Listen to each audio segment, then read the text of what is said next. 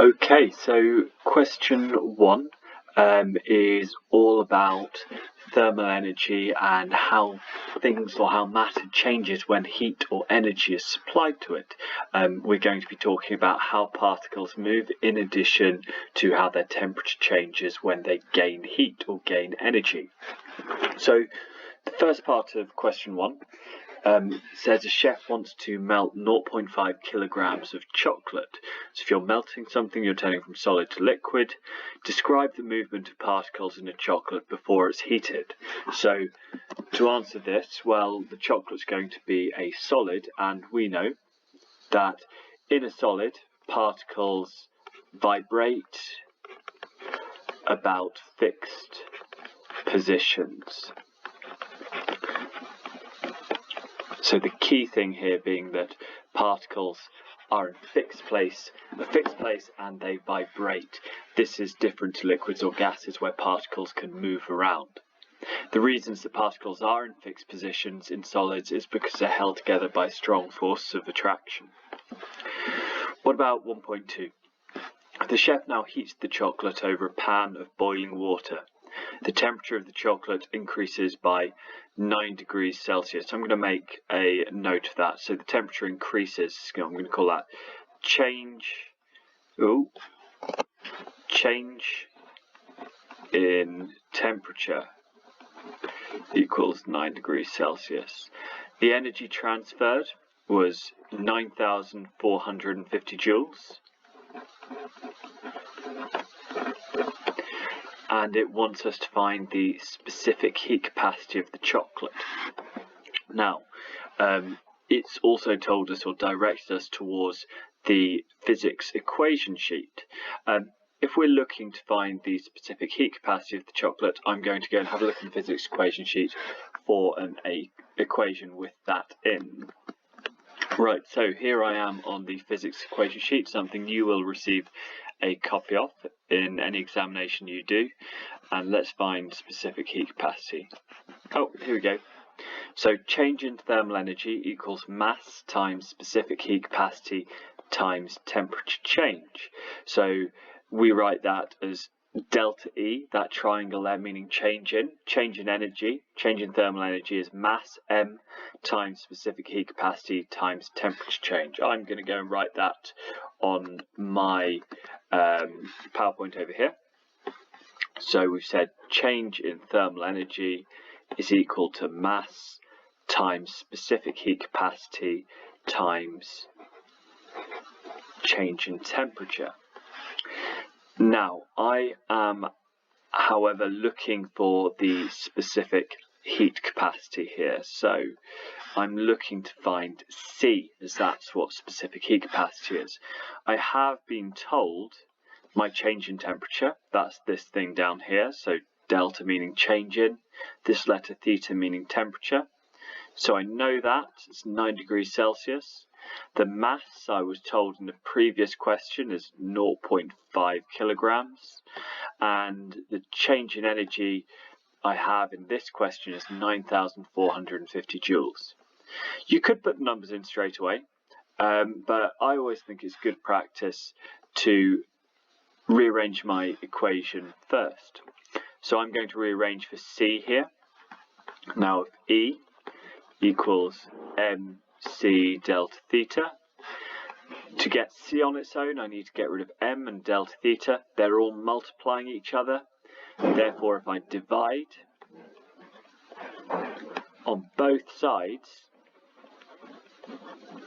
by m times change in temperature, delta theta, these are going to cancel out, and I'm left with C is equal to E divided by m delta theta. In other words, specific heat capacity is the energy divided by the mass times change in temperature. If you were wanting to use a triangle to do that instead, it would look like this.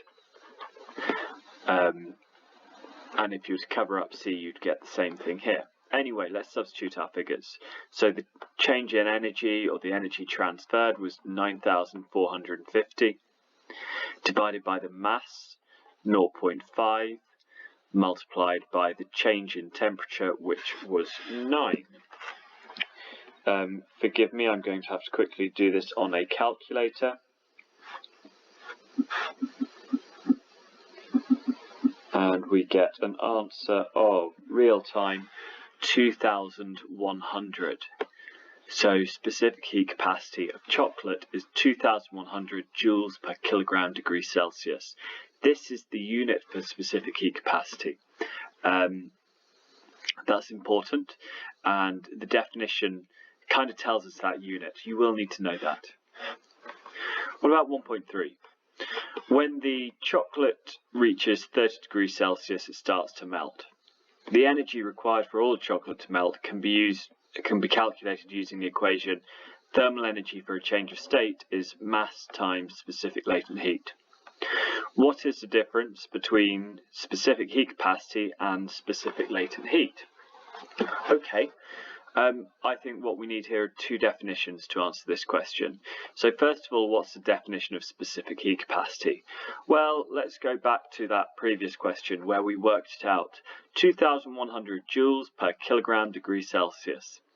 That means to heat up 1 kilogram of substance per kilogram by 1 degree Celsius per degree Celsius, I need to supply 2,100 joules.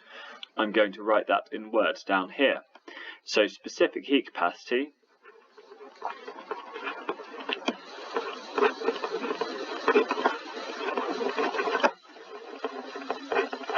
is the energy needed. No, don't do that. Energy needed to heat 1 kilogram of substance by 1 degree Celsius. So that's my definition for specific heat capacity. On the other hand, what is specific latent heat? How is it different? Well, specific latent heat is the energy you need to supply something to get it to change state without changing its temperature. Because when things change state, they don't change their temperature. So, on the other hand, specific latent heat, I'm just going to write that as SLH here, specific latent heat as it is up here, is the energy needed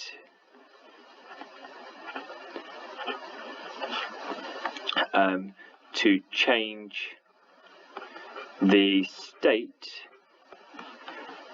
of 1 kilogram of substance but not its temperature.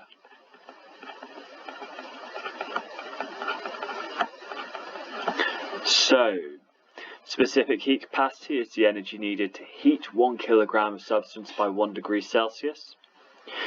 However, on the other hand, specific latent heat is the energy needed to change the state of 1 kilogram of substance, but not its temperature. Lastly, or not lastly, 1.4, describe what happens to the temperature of the chocolate as it melts. Well, while it's melting, and you might have caught me saying this a second ago, in fact it's in our definition here, for specific latent heat, the energy needed to change the state of 1 kilogram of substance but not its temperature. When substances change state, their temperature remains constant. So we can say temperature is constant. Full stop. Good. Now that was the first part of question 1. I'm going to flip over the page. A couple more questions here. Explain what will happen to the mass of the chocolate when it has all melted. Well, when it goes from solid to liquid, our mass is conserved. And you're going to have talked about this in chemistry as well. So we will say mass is conserved. And by conserved, I mean kept the same when it changes from solid to liquid. The reason for that is because we're not getting rid of any particles. So maybe I should add that. As we have the same